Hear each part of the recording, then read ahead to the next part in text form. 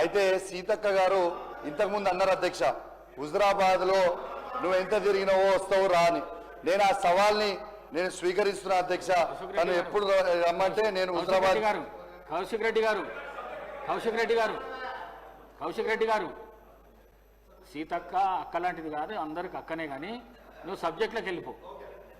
ఇంకొకటి లాస్ట్ అక్క, ఒక్కటి సార్, ఎందుకంటే అది ఒక్క నిమిషం అక్క. ఇంకొకటి కూడా అన్నారు సీతక్క గారు. ఏమన్నారు అధ్యక్ష?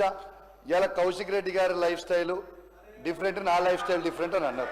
ఎస్, కరెక్ట్ అధ్యక్ష, వారు చెప్పింది కరెక్ట్, నేను ఏకీభవిస్తున్నా.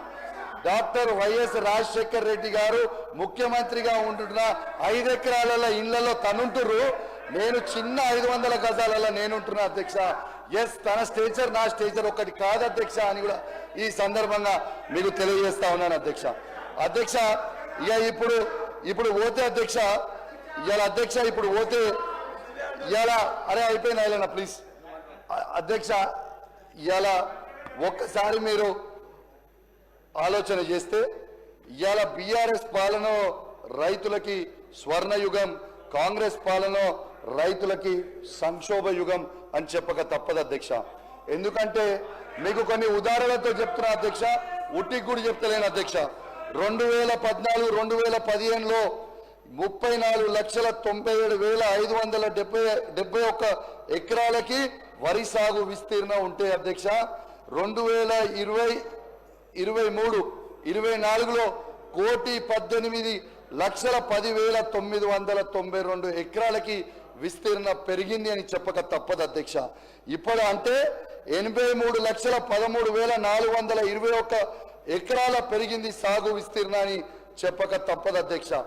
అధ్యక్ష ఇదే సమయంలో వరి ధాన్యం ఉత్పత్తి 2014-2015 అధ్యక్ష కేవలం 68,17,273 టన్నుల నుంచి ఇవాళ 2,60,88,127 టన్నులకి పెరిగిందంటే ఇది కేసీఆర్ గారి హయాంలో పెరిగింది. వాస్తవం కాదా?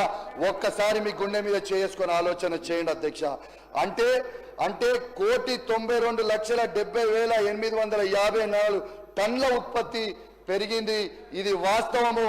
దేశంలోనే నంబర్ 1గా నిలబెట్టింది ఇది కేసీఆర్ గారి ప్రభుత్వం అని చెప్పక తప్పదు అధ్యక్ష. అదే విధంగా అధ్యక్ష 2014-2015లో అధ్యక్ష పత్తి సాగు విస్తీర్ణ 41,83,000 ఎకరాలకి ఉండేది అధ్యక్ష.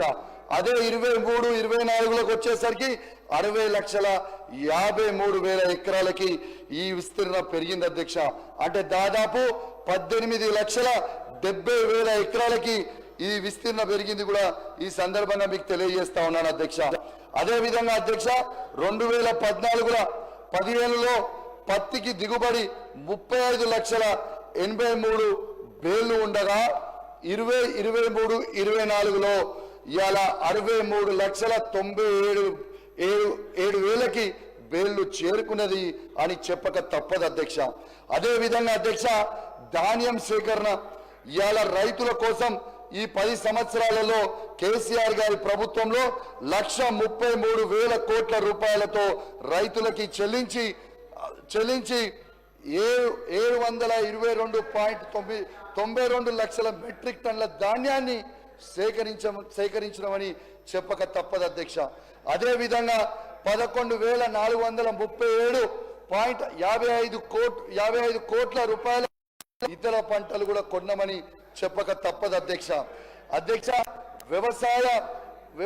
వ్యవసాయ రంగంలో విద్యుత్ మౌలిక సదుపాయాల కోసం కేసీఆర్ గారి హయాంలో అధ్యక్ష 32,700 రూపాయలు ఖర్చు పెట్టినాం అధ్యక్ష.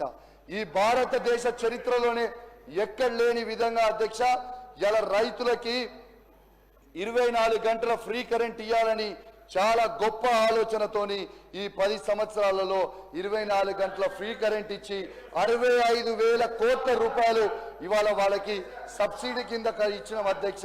అంటే ఒక కరెంటు మీదనే దాదాపు కేసీఆర్ గారు 1,00,000 కోట్ల రూపాయలు ఖర్చు పెట్టిందని చెప్పక తప్పదు అధ్యక్ష. ఇలా స్వయంగా రైతే ఒక ముఖ్యమంత్రిగా ఉంటే ఎంత గొప్పగా ఒక రైతు గురించి ఆలోచన చేస్తాడనేది ఒక మాట చెప్తా ఉన్నాను అధ్యక్ష. ఇవాళ రైతు బీమా అనే ఒక పథకం పెట్టిండు అధ్యక్ష. ఈ రైతుల కోసము మనుషుల నుంచి ఆలోచించిన పథకం అధ్యక్ష. ఇది దురదృష్టవశాత్తు ఎవరైనా రైతు జరిగిపోతే ఆ రైతు కుటుంబాన్ని ఆదుకోవడానికి, ఆ రైతు కుటుంబం రోడ్డు మీద పడకుండా ఇవాళ దినవారం తిరగకంటే ముందే వాళ్ళకు అకౌంట్లో 5 లక్షల రూపాయలు వేసి ఆ రైతు కుటుంబాన్ని ఆదుకుంటున్న పథకం రైతు బీమా పథకం అని చెప్పక తప్పదు అధ్యక్ష. ఇవాళ దాదాపు ఈ 10 సంవత్సరాలలో అధ్యక్ష రైతు బీమా పథకం 1,6478 రైతు కుటుంబాలకి వేసినాం. అది 5,465 కోట్ల రూపాయలు ఖర్చు పెట్టి ఇచ్చినామని చెప్పక తప్పదు అధ్యక్ష. అధ్యక్ష, బీఆర్ఎస్ ప్రభుత్వం అధికారికంగా రైతులు పంట పండించిన ప్రతి గింజని మేము అధికారికంగా స్వీకరిస్తామని ఇవాళ కేసీఆర్ గారు ఆనాడు ప్రకటించింది కూడా మీ అందరికి కూడా తెలియజేస్తా ఉన్నాను అధ్యక్ష. అధ్యక్ష, ఇంకోటి కూడా అధ్యక్ష, ఇవాళ యూరియా అధ్యక్ష, ఇవాళ యూరియా కూడా ఆనాడు అధ్యక్ష, ఆనాడు యూరియా బస్తాలు ఇచ్చే ఉంటే పంటల సీజన్ స్టార్ట్ కాకంటే ముందే ఇవాళ యూరియా బస్తాలు మేము రైతులకి అందించేది అధ్యక్ష. కానీ ఇవాళ షార్టేజ్ అవుతా ఉంది అధ్యక్ష. ఇది నేను చూపిస్తాను అధ్యక్ష. నా హుజురాబాద్ కాన్స్టిట్యున్సీ వీణవంక మండలం చెల్లూరు గ్రామంలో అధ్యక్ష మీరు చూడొచ్చు, ఇవాళ యూరియా బస్తుల కోసము చెప్పులు లైన్లో పెట్టింది ఒక్కసారి మీరు చూడొచ్చు. పాత కాంగ్రెస్ కాలంని మళ్ళీ గుర్తు చేసిరు అధ్యక్ష. అదే విధంగా రైతుల లైన్లో ఏ విధంగా నిల్చున్నారో ఒక్కసారి చూడండి అధ్యక్ష అని చెప్పి సందర్భంగా తెలియజేస్తా ఉన్నాను అధ్యక్ష. అధ్యక్ష, ఇవాళ దాదాపు విధి రకాల పంటల కోసం అధ్యక్ష 928 కోట్ల పాయింట్ 68 కోట్లతో 928.68 కోట్లతో 39.98 లక్షల క్వింటాల విత్తనాలకు ప్రభుత్వం రాయితీపై ఇచ్చింది అధ్యక్ష కేసీఆర్ గారు ఉన్నప్పుడు.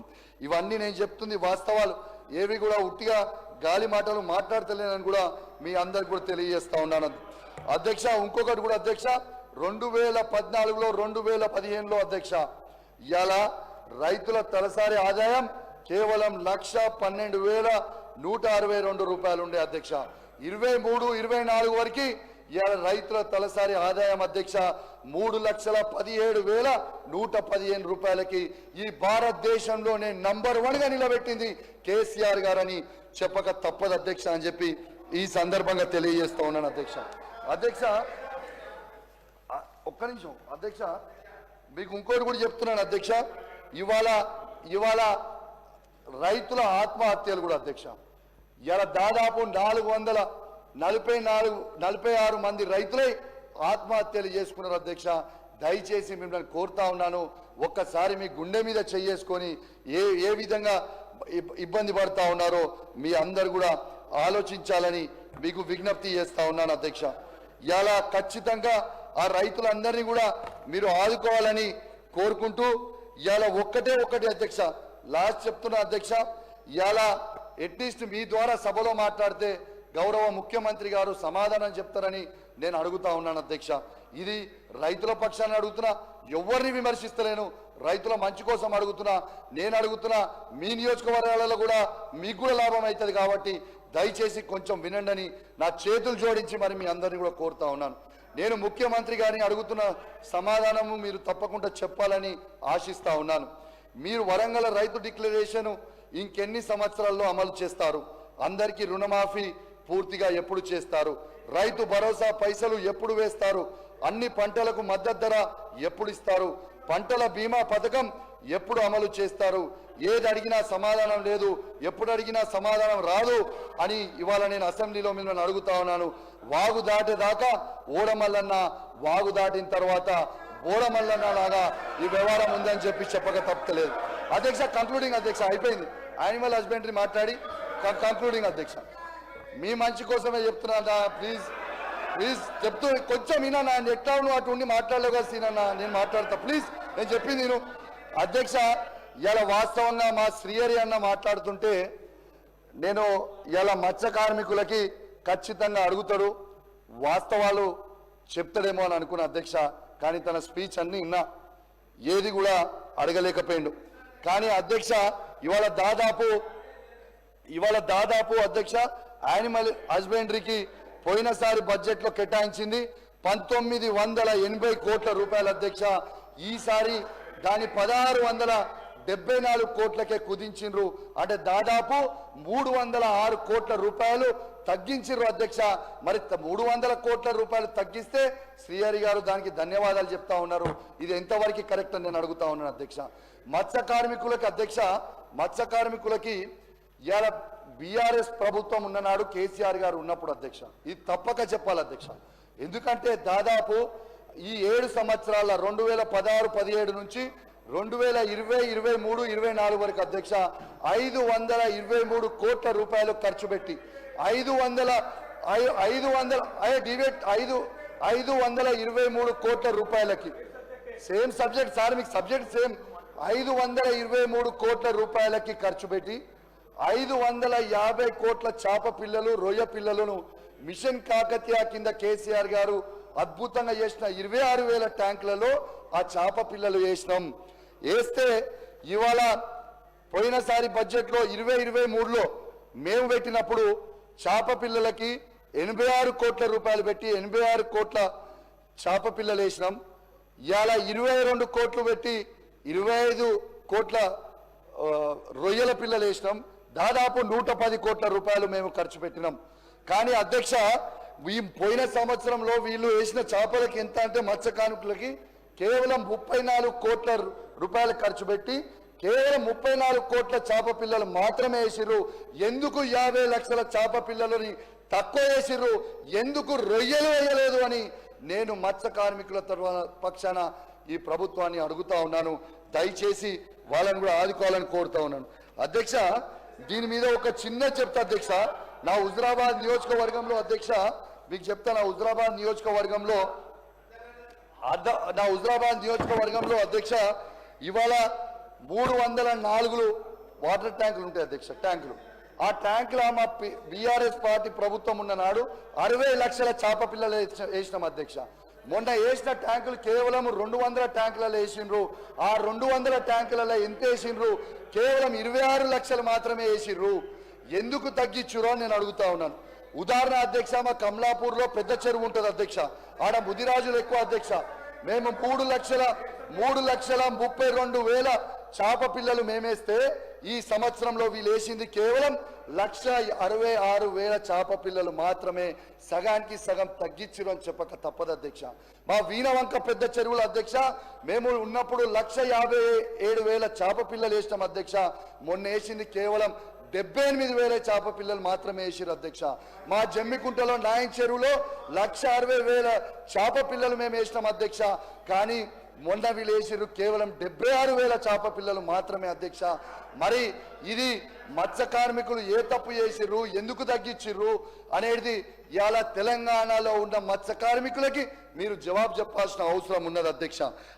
అదే విధంగా అధ్యక్ష ఇంతకుముందు తను మాట్లాడుతూ అధ్యక్ష ఇవాళ షీప్ అనేది మనది, షీప్ అనేది సబ్జెక్ట్ మాట్లాడుతున్నాం. షీప్ అనేది మనము తగ్గించినామని చెప్పారు అధ్యక్ష.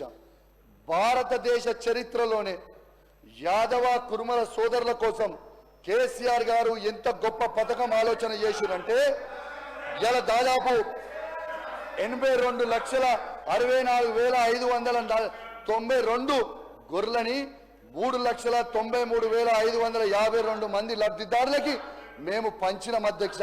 తెలంగాణలో #1 దీంట్లో ఉత్పత్తి అయినాం. ఇది నేను చెప్పింది కాదు, ఇది మీ సోషో ఎకనామిక్ బుక్లో మీరు చెప్పిర్రు. మీరు చదువుకోకుండా మీరు లొల్లి పెడితే నేను ఏం చేయలేను. ఇవాళ దీని సబ్జెక్ట్లో ఇలా మీరు చూడండి, ఇలా భారతదేశంకే 25% కాంట్రిబ్యూషన్ ఇవాళ తెలంగాణ నుంచి ఉందని మీ సోషో ఎకనామిక్ బుక్లో మీరే పెట్టిర్రని చెప్పి తెలియజేస్తూ ఇది చూపిస్తా ఉన్నానని తెలియజేస్తూ మరియు మీరు ఇంత అవకాశం ఇచ్చినందుకు ప్రత్యేకంగా ధన్యవాదాలు తెలియజేస్తూ. కానీ అధ్యక్ష ఒక్క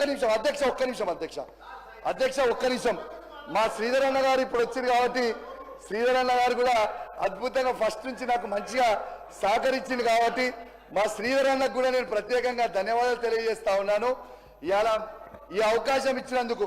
కానీ అధ్యక్ష థ్యాంక్ యూ వెరీ మచ్ నాకు ఈ అవకాశం ఇచ్చినందుకు. ఇంటరప్ట్ చేయకుండా మీరు కూడా ఇచ్చినందుకు చాలా ధన్యవాదాలు.